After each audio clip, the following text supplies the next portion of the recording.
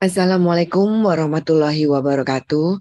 Selamat pagi teman-teman, profesor, dokter sekalian yang sudah hadir pada pagi hari ini. Senang sekali saya bisa berada di sini. Jadi tadi kita sudah mendengarkan banyak ya dari mulai pembukaan oleh Dr. Yunir, Dr. Trijuli dan juga oleh Prof. Dante bahwa memang terapi diabetes saat ini sangat berkembang pesat ya.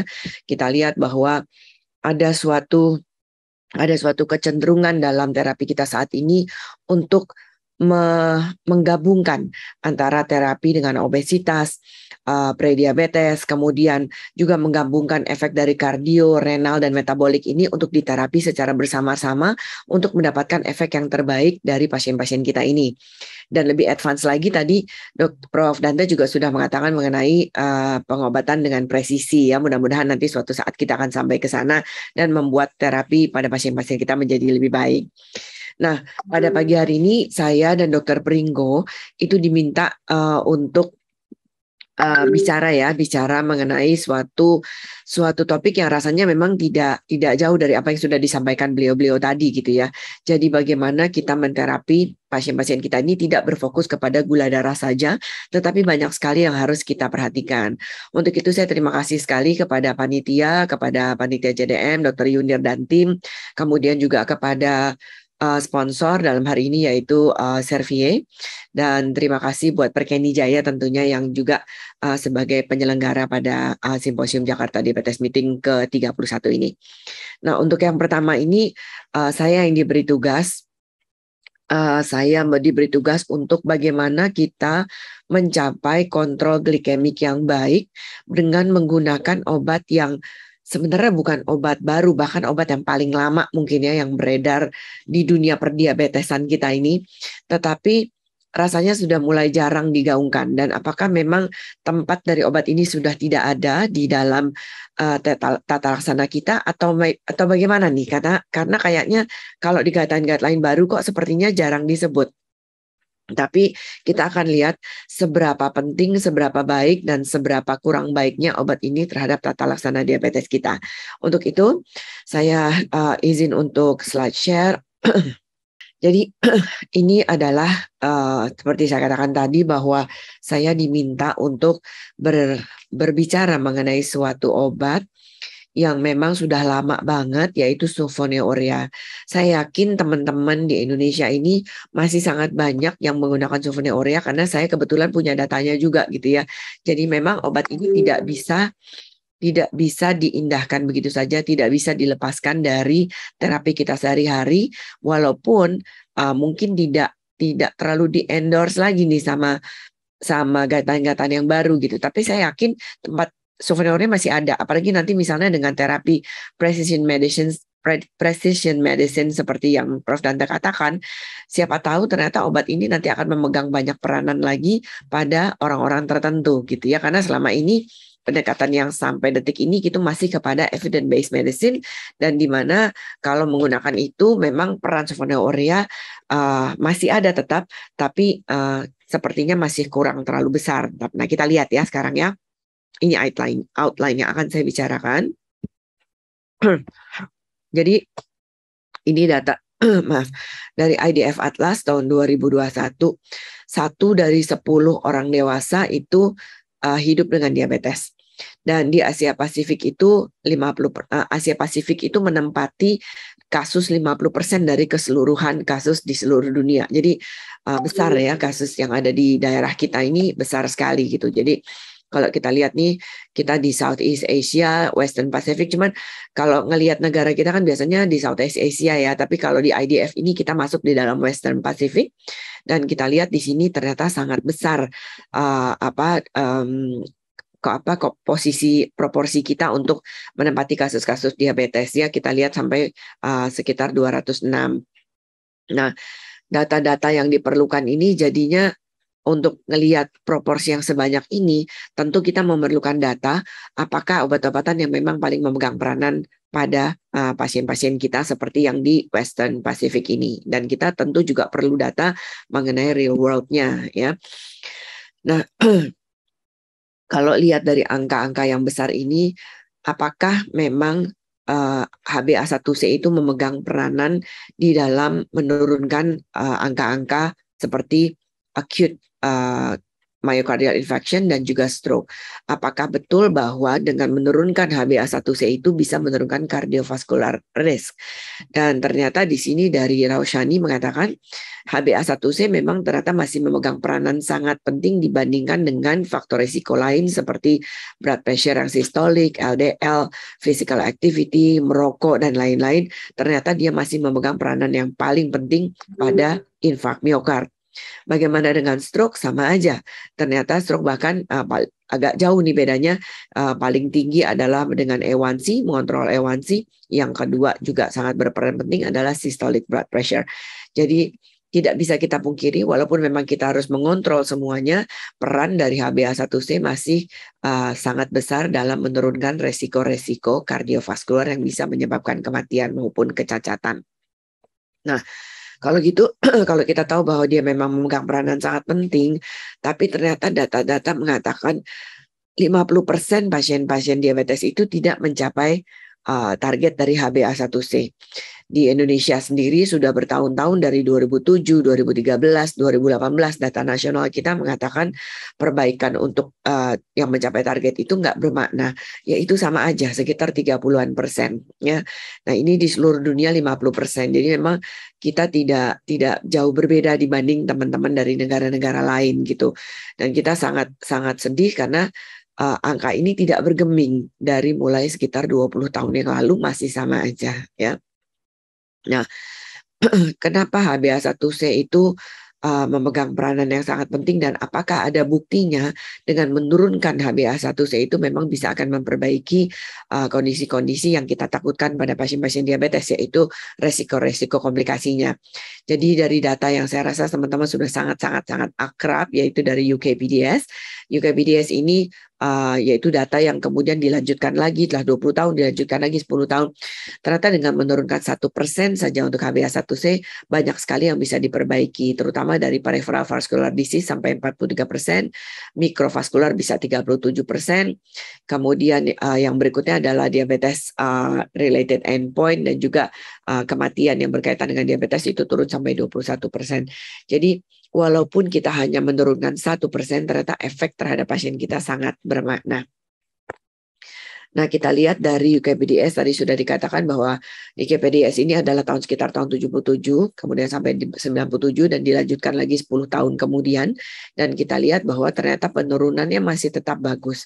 Untuk myocard infarct masih tetap bisa menurunkan sampai 15%, mikrovaskular sampai 24%, kemudian all cause mortality yang tadinya waktu awal 6% sekarang menjadi bisa sampai 13%, begitu juga any diabetes endpoint. Jadi kalau kita mengontrol dengan konsisten, ternyata efek penurunan dari komplikasi ini tetap berlanjut walaupun kita meneruskannya sampai beberapa puluh tahun kemudian. Ya, dari data yang sama, kalau kita lihat untuk menurunkan HbA1c-nya 1% pada saat kita diagnosis, jadi saat early, saat awal sekali, penurunan untuk all cause mortality-nya itu bisa sampai 18,8%. Tapi kalau kita terlambat itu sampai 2,7%. Begitu juga myocard infarct. Jadi kita harus intinya adalah segera mungkin untuk menurunkan diabetes dan juga dengan menggunakan yang intensive blood glucose control ya. Dan ini ternyata akan menunjukkan efek maksimal dari penurunan HbA1c disertai dengan penurunan komplikasinya. Nah, ini yang maaf, ini yang saya katakan tadi mengenai konsensus atau guideline-guideline yang ada yang baru. Kalau kita lihat dari konsensus sekilas ini yang dipresentasikan di Stockholm di Swedia, bahwa mereka membagi menjadi dua kelompok. Kelompok pertama adalah untuk orang-orang yang ACVD, kemudian yang juga dengan high risk, heart failure dan CKD. Sedangkan yang berikutnya adalah kelompok-kelompok yang ingin menurunkan gula darah yang tidak memiliki hal-hal di sebelah hijau ini ya. Jadi orang yang pengen kita turunkan dengan banyak, kemudian juga orang-orang yang kita pengen turunkan berat badan. Jadi seperti yang dikatakan tadi di pendahuluan, di pembukaan, bahwa memang fokusnya kita lihat ya terhadap kardiovaskular, terhadap renal, terhadap berat badan, terhadap prediabetes. Semuanya menjadi satu kesatuan untuk bisa menurunkan komplikasi jangka panjangnya. Tapi kalau teman-teman lihat di sini, bahwa kalau memang kita mau menurunkan HbA1c-nya, tetap untuk sulfonylurea itu masih memegang peranan karena dia memiliki efikasi dalam menurunkan HbA1c sangat baik ya. Jadi di sini termasuk di dalam kelompok yang memiliki high efficacy dalam penurunan HbA1c. Jadi secara umum, tadi kalau kita lihat gampangnya, untuk first line dilihat dari komorbiditasnya, kemudian dari patient centered, nah itu selalu ya. Kalau memang ada resiko-resiko tadi, kemudian di terapi, ya dari sisi sebelah hijau tadi. Tapi kalau nggak ada, kita bisa memilih dengan obat-obatan lain seperti sulfonylurea, DPP-4 inhibitor, GLP-1 receptor agonist, dan SGLT2 inhibitor. Jadi tidak harus selalu kita berfokus kepada pasiennya sudah ada kardiovaskular atau belum, karena tidak semua pasien kita memiliki kondisi kardiovaskular saat awal ketemu kita ya. Kalau kemarin dari data yang waktu saya keluar kemarin itu sekitar 50% pasien-pasien kita yang memiliki ASCVD saat di awal. Jadi masih ada sekitar 50% lagi yang bisa kita terapi di sisi yang sebelah kanan tadi ya, sebelah warna kuning. Nah, kalau kita lihat agak kembali ke belakang sedikit yang tahun 2020, di mana pada saat itu masih memikirkan bahwa cost adalah suatu isu yang sangat penting, dan ini memang akan selalu menjadi faktor yang sangat penting kalau di Indonesia sepertinya ya. Pilihannya adalah sulfonylurea dan juga TZD. Nah, sulfonylurea ini masih pada tempatnya karena memang kita tahu dia sangat efektif tadi menurunkan HbA1c dan juga dengan harga yang sangat terjangkau. Karena itu saya rasa guideline dari 2020 dari ADA ini tidak bisa kita lupakan begitu saja, karena ternyata di negara kita masih harus bisa mempertimbangkan mengenai cost yang merupakan major issue. Nah, kalau memang apa buktinya bahwa di Indonesia itu memang masih memerlukan sulfonylurea, karena kita lihat ini di negara-negara Western dan juga di Eastern ya. Kalau kita lihat penggunaan obat-obatan yang paling banyak, paling besar ternyata masih sulfonylurea, baik itu di Western maupun yang di Eastern countries, itu penempatan utamanya tetap masih sulfonylurea adalah pengobatan yang paling digunakan setelah metformin ya. Jadi masih sebagai obat yang banyak dipilih, walaupun di berbagai guideline saat ini kesannya tadi masih di nomor sekian, tapi ternyata memang tidak bisa dipungkiri ini adalah obat-obatan yang sangat penting karena memang masih banyak dipakai ya. Kalau kita lihat tadi adalah data di 2019, sekarang bagaimana dengan di real world data yang memang dikumpulkan oleh teman sejawat kita dari Hong Kong, oleh Profesor Juliana Chan, yaitu data dari Jade Register. Dari Jade ini kita lihat termasuk Indonesia di sini, jadi ada lebih dari 100.000 pasien dari 11 negara termasuk Indonesia ya. Protokolnya adalah pasien-pasien diabetes yang menggunakan oral usia 18 tahun ke atas yang dikumpulkan dari Januari 2007 sampai Desember 2019. Dengan primary objektifnya adalah orang-orang yang menggunakan oral, kemudian polanya dilihat dan dilihat efektivitas dan juga safety dari penggunaan sulfonylurea, dan dikaitkan dengan quality of life yang tadi disebutkan oleh Pak Wamen kita, bahwa quality of life adalah merupakan satu hal yang sangat penting. Lagi-lagi data di sini mengatakan bahwa sulfonylurea masih memegang peranan penting, dan kita lihat di Indonesia di sini, Indonesia penggunaan sulfonylureanya masih melebihi 50% dari obat-obatan yang diberikan secara oral kepada pasien-pasien kita. Jadi kita masih harus mengerti banget sulfonylurea ini di mana tempatnya dan sebenarnya seberapa efektif, karena ternyata penggunaannya sangat banyak ya. Nah, ini bagaimana polanya dari masing-masing negara. Kita lihat di negara Indonesia, penggunaan metformin dengan sulfonylurea yang warnanya mungkin nggak terlalu beda ya. Jadi kita bisa lihat metformin dengan sulfonylurea ini adalah yang di kotak paling awal, bar paling awal. Bar nomor 2 ini adalah sulfonylurea DPP4 inhibitor ditambah metformin. Ya, ini yang kotak nomor 2. Jadi penggunaan nomor 2 terbanyak seperti yang nomor ungu ya. Yang ungu yang sulfonylurea saja. Jadi ini adalah pattern atau pola dari 32.000 pasien di seluruh Asia, termasuk Indonesia, yang ternyata hampir semuanya menggunakan lebih dari 50% kombinasi metformin dengan sulfonylurea. Karena itu kita harus mengerti bahwa penggunaan ini efektivitasnya seperti apa. Kalau kita lihat ini yang dengan glikasid, yang ini dengan yang tanpa glikasid ya, perbedaannya untuk umur saat registrasi di atas 65, kemudian laki-laki, dan ini adalah karakteristik dari populasinya. Dan kita lihat clinical karakteristiknya untuk yang dengan metformin dan juga yang dengan glikasid maupun yang tanpa glikasid, dengan yang DPP4 dengan tanpa glikasid dan seterusnya. Ini adalah data-datanya. Dan kita lihat dari data ini, dari JADE ini, yang menggunakan glycoside MR yang mencapai HbA1c kurang dari 7, ternyata memang 9% lebih tinggi dibanding obat-obat yang lain ya. Jadi kalau kita lihat pada saat penelitian ini, dan ini sudah di-adjusted berdasarkan umur, gender, durasi, dan juga apakah ada history dari CVD, kemudian ginjalnya, BMI, dan juga SMBG.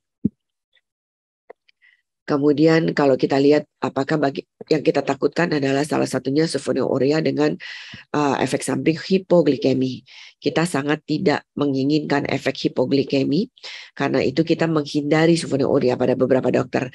Tapi bagaimana dengan penggunaan sulfonylurea yang secara umum pada pasien-pasien yang menggunakan glikasid dibanding yang non-glikasid?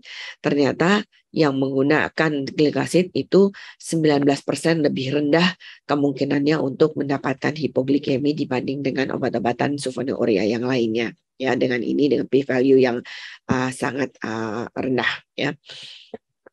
Tadi dari sisi real world evidence, bagaimana dengan efektivitas dan safety datanya?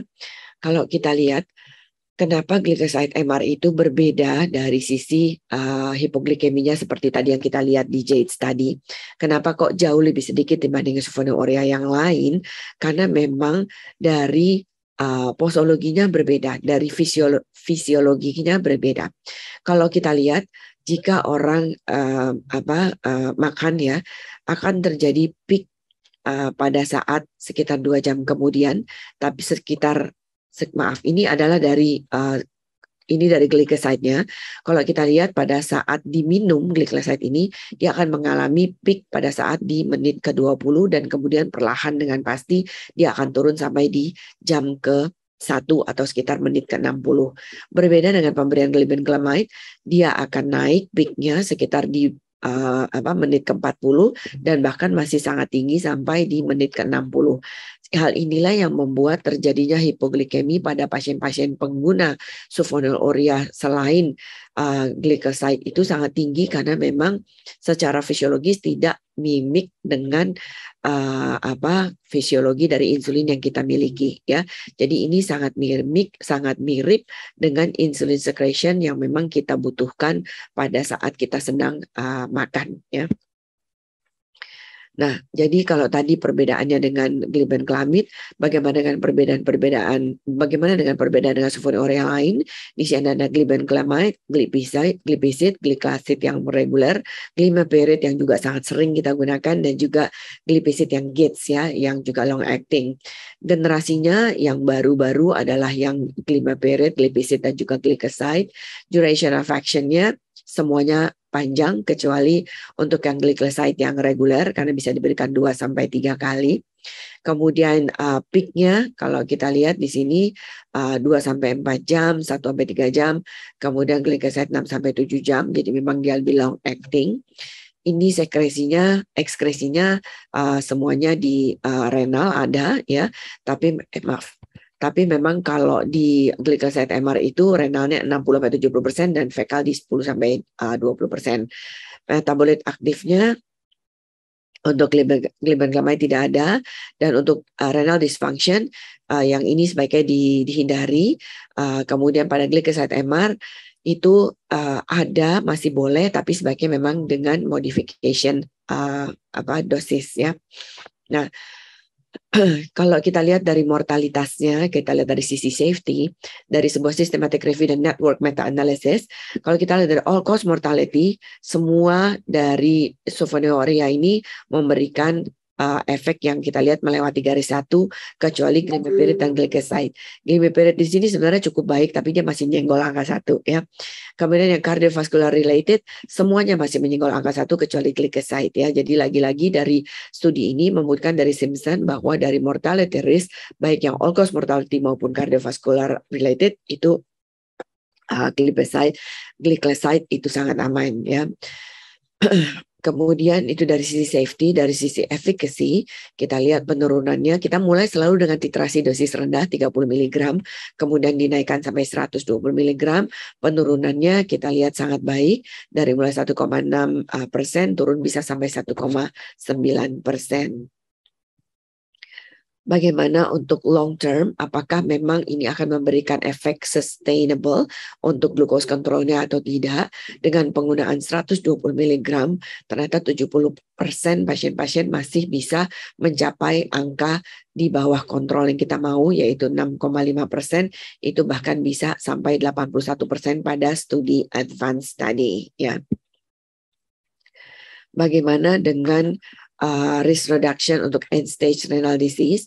Jadi pada advance study, di mana ini diikuti selama 5 tahun, intensif terapi yaitu dengan glycoside, itu ternyata menunjukkan adanya nefroproteksi dibandingkan dengan glucose kontrol yang standar. New onset microalbuminuria turun sampai 9%, new atau worsening nephropathy turun 21%, new onset macroalbuminuria turun 30%, dan untuk end stage renal disease bahkan turun sampai 65%. Jadi jelas bahwa dengan penggunaan glycoside memberikan keuntungan walaupun ini sulfonylurea ya terhadap nefropati.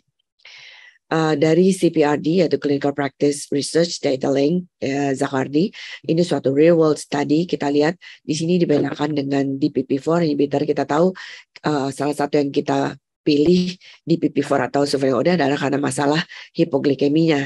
Tapi kita lihat dulu dari HbA1c-nya ternyata 35% mencapai target lebih baik dibanding dengan sitagliptin untuk di bawah 7, untuk di bawah 6,5 bahkan 51% lebih baik dibanding dengan sitagliptin. Nah, kemudian bagaimana dengan hipoglikemi lagi? Kalau kita lihat secara umum dari TAEK, penggunaan glibenclamide itu hipoglikeminya memang sangat tinggi, bisa sampai 24%. Sedangkan untuk sulfonylurea yang lain semuanya memberikan efek untuk severe hypoglycemia, kecuali glycoside yang memang sangat kecil, cuma 4,6. Jadi sangat berbeda. Walaupun memang semua sulfonylurea memberikan kesan mudah memberikan hipoglikemi, tapi ternyata tidak semua sulfonylurea memberikan efek yang sama. Sebagai summary, yaitu masih ada suatu kebutuhan yang tidak atau belum tercapai karena kontrol glikemi kita ternyata masih belum baik. Dengan mengontrol hiperglikemi, kita bisa menurunkan komplikasi baik makro maupun mikrovaskular. Sulfonylurea adalah merupakan suatu terapi yang sudah sangat jelas established dan ternyata masih memegang peranan penting pada terapi diabetes tipe 2. Sulfonylurea tidak bisa di-consider sebagai suatu grup yang sama semua karena ternyata masing-masing memiliki karakteristik yang berbeda. Dan di sini berbagai studi mengatakan glycoside MR adalah merupakan suatu glycoside dari sulfonylurea yang sangat bisa kita pilih termasuk dalam guideline. Dari New Jade Register menunjukkan bahwa 9% pasien-pasien mencapai HbA1c di bawah 7 dengan 19% memiliki lower risk untuk hypoglycemia. Dari CPRD menunjukkan glycoside MR adalah merupakan suatu obat yang efektif dibandingkan dengan sitagliptin, bahkan bisa mencapai HbA1c 6,5 yang sangat baik dengan risiko hipoglikemia, durability dan juga persistence terhadap similar untuk hipoglikeminya dibanding sitagliptin, dan juga baik untuk sustainability-nya dan juga persisten terhadap treatment. Baik, saya rasa itu adalah slide saya terakhir. Terima kasih banyak untuk teman-teman. Selanjutnya kita akan berdiskusi nanti setelah ini. Selanjutnya saya akan memanggil rekan saya, di mana rekan saya ini akan membawakan mengenai seperti yang sudah disebutkan sebelumnya, bahwa terapi kita harus komprehensif. Karena itu selain mengontrol kadar gula darah, kita juga harus mengontrol faktor risiko lain.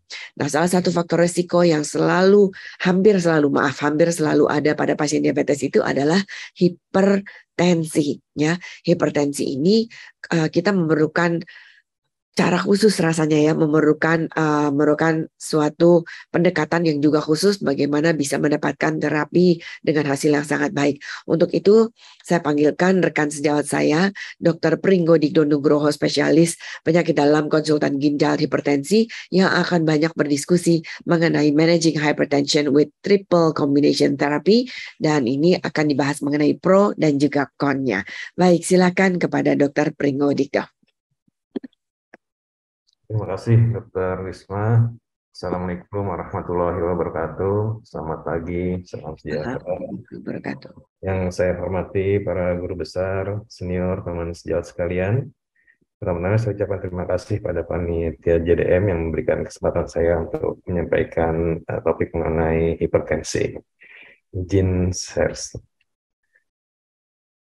Ya, ini data prevalensi hipertensi ya di Indonesia, masuk golongan sekitar yang hijau ini ya, antara 32 sampai 33, dan ini data yang menunjukkan bahwa hipertensi itu ini dengan data tekanan darah sistolik ini berperan pada kematian akibat penyakit jantung iskemik ya, stroke iskemik, stroke hemoragik, dan penyakit kardiovaskular lainnya, serta penyakit ginjal kronik.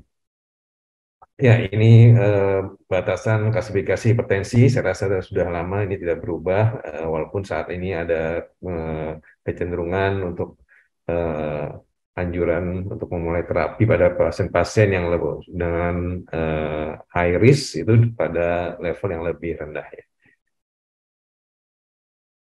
Ya, ini data yang menunjukkan bahwa hipertensi juga penyebab kematian utama ya, nomor 1 dengan 10,4 juta kematian setiap tahunnya. Dan dari data juga didapatkan bahwa untuk mencapai kontrol tekanan darah yang baik itu 30% membutuhkan satu obat, 40% dua obat, dan 30% membutuhkan lebih dari sama dengan 3 obat ya. Jadi perlu 3 atau lebih obat untuk mencapai target tekanan darah. Ini data yang menunjukkan bahwa membandingkan antara outcome CVD, penyakit jantung dan cerebrovaskular pada pasien-pasien yang tanpa hipertensi, hipertensi yang terkontrol, hipertensi tidak terkontrol dan tidak diobati.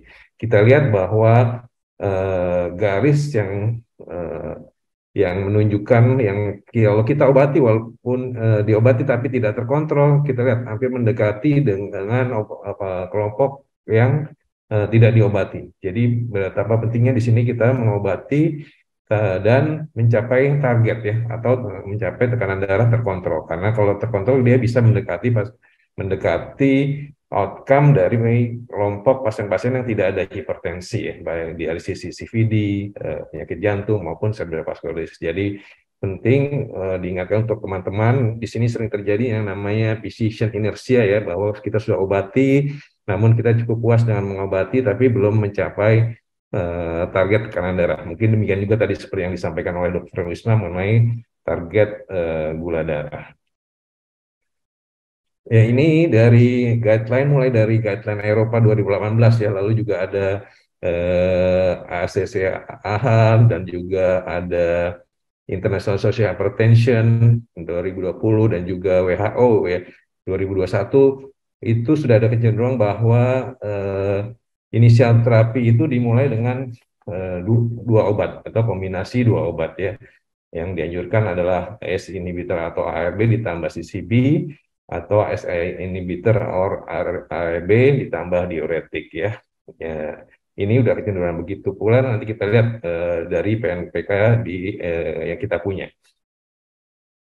Ya, ini juga ya bahwa kecenderungan bahwa kita harus memulai dengan obat kombinasi pada saat awal, dan data menunjukkan kombinasi obat ACE atau ARB tambah CCB tambah thiazide-like diuretik ini bisa eh, mengontrol pasien-pasien yang tidak terkontrol dengan kombinasi dua obat ya. Mengenai diuretik yang dianjurkan tadi disampaikan ada thiazide-like dengan ada beberapa jenisnya. Di sini data dari Guideline Internasional menunjukkan pilihan ke arah indapamid ya, yang juga ada di Indonesia ya. Ini adalah PNPK kita tahun 2021 ya. Kita lihat yang pertama bila memungkinkan dalam bentuk single pill combination. Jadi single pill combination dianjurkan ya, karena tadi nanti kita lihat beberapa manfaatnya. Lalu yang kedua juga tetap diinisiasi terapi sudah menganjurkan juga dua obat ya. Kita lihat dua obat baik yang hipertensi grade 1, grade 2, grade kecuali pasien-pasien yang grade 1 dengan resiko rendah kardiovaskuler ya. Ini baru dianjurkan monoterapi ya, terapi tunggal pada hipertensi. Tapi selain itu, baik hipertensi derajat 1 kalau risikonya sudah sedang atau tinggi, itu maupun jelas derajat 2 maupun derajat 3 ini kita sudah memulai dengan kombinasi dua obat. Lalu kalau belum terkontrol dengan kombinasi dua obat, dianjurkan langkah berikutnya sudah menganjurkan untuk kombinasi 3 obat. Ya, mengenai pilihan tadi, kombinasi yang sudah dianjurkan dari awal adalah pilihannya kombinasi antara ACE inhibitor atau ARB ditambah CCB, ya, atau S inhibitor atau ARB ditambah diuretik yaitu thiazide-like diuretik ya. Beberapa slide ini untuk menjelaskan mengenai perbedaan antara S inhibitor dan ARB. Kita tahu, sama-sama tahu bahwa S inhibitor akan menghambat enzim S ya, sehingga jelas produksi angiotensin 2 akan lebih rendah ya pada pengguna S inhibitor. Berbeda dengan ARB yang menghambatnya di reseptornya, sehingga angiotensin 2 ini akan masih tetap tinggi ya, masih tinggi, sehingga ada beberapa mekanisme lain yang dihambat ya. Selanjutnya yang akan mengarah di sini mengarah ke disfungsi endotel. Sedangkan penggunaan ACE inhibitor ya, kita tahu menghambat enzim ACE ini menghambat produksi angiotensin 2 angiotensin 2 sehingga angiotensin 2-nya ini rendah ya. Angiotensin 2-nya ini rendah ya. Lalu juga di sini akan menghambat perubahan bradikinin menjadi produk yang inaktif sehingga bradikinin akan tinggi. Ini ada beberapa hal yang bisa terjadi yaitu peningkatan NO, peningkatan prostasiklin, peningkatan EDHF, dan peningkatan tisu vaskular yang akan memberi kecenderungan untuk proteksi endotel ya.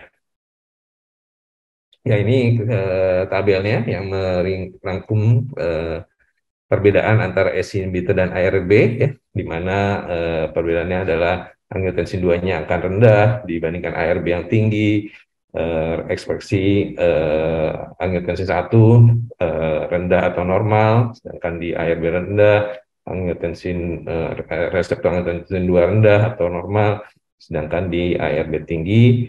Bradikinin ya kita yang berbeda jelas lebih tinggi pada S inhibitor dan nitric oxide yang lebih tinggi pada penggunaan S inhibitor. Ya, ini juga data yang menunjukkan S inhibitor atau dalam hal ini khususnya perindrokil ya, dari S inhibitor tadi yang mempunyai perbedaan dengan ARB, ternyata perindopril data dari ini adalah mempunyai efek yang baik terhadap fungsi endotel. Ya, kita lihat efeknya ya. Ya, jadi dan juga perindopril sebagai salah satu S inhibitor banyak studinya yang menunjukkan manfaatnya terhadap mortalitas dan mobilitas kardiovaskuler selain penurunan tekanan darah ya di dalam kontinuum kardiovaskuler ya, kita lihat ya, mulai dari hipertensinya, endothelial dysfunction, koroner, stroke ya, atau heart failure ya, data-datanya sesuai dan juga studi-studinya. Ya, ini data juga tadi ya yang menjelaskan menunjukkan bukti dari mekanisme yang berbeda tadi. Ada perbedaan di dalam fungsi endotel, atheriogenesis dan fibrinolysis antara S inhibitor dan ARB. Ya, bagaimana dengan kombinasi single pill combination 3 obat ya? Perindopril, indapamid tadi yang merupakan dianjurkan juga di antara diuretik dan CCB-nya amlodipin ya. Kita akan lihat datanya. Ya, mengenai single pill combination tadi dianjurkan di beberapa guideline termasuk PNPK yang dikeluarkan oleh Kemenkes ya. Itu kita bahwa single pill combination akan meningkatkan adherence, persistence, SBP reduction, penurunan sistolik, tekanan diastolik, dan penurunan tekanan diastolik, dan pasien yang mencapai target juga lebih baik ya. Dan kita lihat bahwa penggunaan single pill combination menurunkan waktu tercapainya kontrol tekanan darah. Di sini kita bedanya lebih cepat 28%. Ya, mengenai single pill combination, triple single pill combination yang ada, yang akan kita bahas yaitu perindopril, indapamid, dan amlodipin. Ini jelas merupakan kombinasi yang dianjurkan tadi ya, sesuai dengan mulai dari guideline ESA, IESA maupun PNPK kita Indonesia itu dianjurkan tadi kayak kita ingat bahwa awal adalah S inhibitor plus CCB, lalu kalau belum terkontrol ditambah dengan diuretik. Dalam hal ini S-nya adalah perindopril, CCB amlodipin, dan diuretiknya adalah indapamid. Ya, ini adalah efikasinya. Kita lihat bisa menurunkan tekanan darah sistolik di dalam 6 bulan dari 156 ke 128, dan diastoliknya dari 95 ke 78. Nah, ini juga melihat manfaat dari single pill triple combination perindopril, amlodipin, indapamid ya, dibandingkan dengan obat-obat sebelumnya ya. Di mana baseline-nya kalau penggunaan obat sebelumnya adalah 139, sistoliknya ratanya menjadi 126, dan penggunaan triple single pill combination perindopril, amlodipin plus indapamid, dan diastoliknya juga kita lihat ada perbedaan yang bermakna ya. Ya, ini manfaat yang bisa dilihat dalam waktu 3 bulan ya dari penggunaan single pill combination triple single pill combination perindopril, indapamid, dan CCB ya. Bisa menurunkan systolic blood pressure menjadi dari 162 menjadi 133, dan diastolik dari 94 menjadi 81. Ya, ini dibedakan antara grade 1, grade 2, grade 3 ya. Kita lihat manfaatnya, penurunannya ternyata makin besar ya dengan peningkatan tekanan darah ya. Jadi pada pasien-pasien yang memang tinggi, ini kita lihat lebih signifikan penurunan. Ya, ini membandingkan penggunaan triple single pill combination perindopril, indapamid, dan amlodipin terhadap kontrol tekanan darah ya, dilihat dari penggunaan obat sebelumnya ya. Ya, jadi apakah penggunaan obat sebelumnya adalah ACE tambah HCT atau ARB tambah HCT, ternyata kontrolnya tetap baik ya, tanpa melihat adanya perbedaan obat sebelumnya. 81% terkontrol dengan riwayat pengobatan ACE sebelumnya dan ACT, dan 91 terkontrol dengan riwayat pengobatan ARB atau ACT sebelumnya. Ya, ini setelah yang tadi kecepatan tercapainya target dan juga mempertahankannya ya, kita lihat bahwa ternyata single pill combination, triple single pill combination, perindropil, amlodipin, dan indapamid ini bisa mencapai target dengan cepat dan bisa mempertahankan terkontrolan tekanan darah yang stabil ya. Ya, ini lebih dari 6 bulan ya, sampai hari ke 180 ya, bisa tercapai targetnya sampai 96% ya. Ya, selain tekanan darah, kita juga melihat data terhadap outcome kardiovaskulernya ya, dengan triple single pill combination perindopril, indapamid, dan CCB, ternyata mortalitas akan menurun 28% ya, dan penggunaan triple single pill combination perindopril, indapamid, dan CCB. Ya, ini juga pembagian lagi terhadap outcome kardiovaskuler, terhadap primary outcome itu kita lihat menurun 25%, cardiovascular outcome, all-cause mortality 27%, CV mortality 43%, dan heart failure kurang dari minus 38%, turun 38%. Bagaimana dengan safety dan tolerabilitasnya? Kita lihat ini mengenai efek batuk ya, memang ACE inhibitor tadi karena punya efek terhadap bradikinin akan meningkat, ada kejadian batuk, namun dibandingkan ACE inhibitor yang lain, perindopril, kejadiannya yang cukup rendah, 5%, dan dengan penggabungan dengan CCB ya, ini kita lihat bisa menurunkan lagi efek dari batuk. Begitu pula terhadap efek samping dari amlodipin, yaitu edema, dengan kita menambahkan ACE inhibitor atau perindopril, kita ketahui ada efek dari postcapillary vasodilasi, ya, vasodilatasi. Jadi ini membantu mengurangi edema yang pada amlodipin tidak ada vasodilatasi post kapiler ya. Ya, ini datanya pada 4 bulan dengan dosis maksimal, kejadian batuk 0,08%, edema 0,2%, dan hipotensi 0,1% dengan penggunaan triple single pill combination. Bagaimana dengan cons-nya? Karena saya sudah mendapat 7 pro dan cons.